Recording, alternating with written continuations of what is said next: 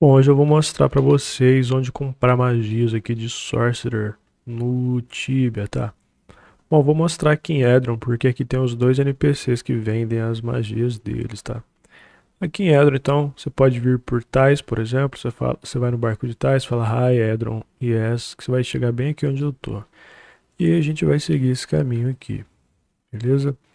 Bom, vamos descendo aqui, depois a gente passa por esse negócio aqui e vem pra direita, tá? Então são dois NPCs. Um vende as magias ali mais simples e um vende as mais poderosas. Aqui nessa torre aqui, nós vamos seguir para o norte, depois aqui direita e sul. Bom, tanto o Druid quanto o Sorcerer você vai comprar as magias mais simples desse cara aqui, que é o Gundrauth. Você pode falar para ele o que? Hi, Spells. Aí vai aparecer algumas frases em azul escuro ali para você. Você clica nela e ele vai mostrar para vocês ali as magias que você pode estar comprando, tá?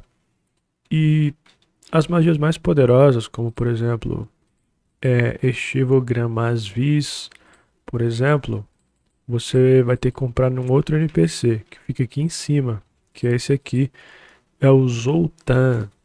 Para ele também você vai falar Rai, você pode falar Spells, ou você pode falar Rai o nome da magia direto. Por exemplo, Rage of the Skies, que é o nome aí da Estivo Gramas Vis, aí você fala um Yes em seguida que você consegue comprar, tá? Então esses aí são os dois NPCs para Sorcerer. Se eu tirei sua dúvida aí, deixa o like, se inscreve aí e até mais.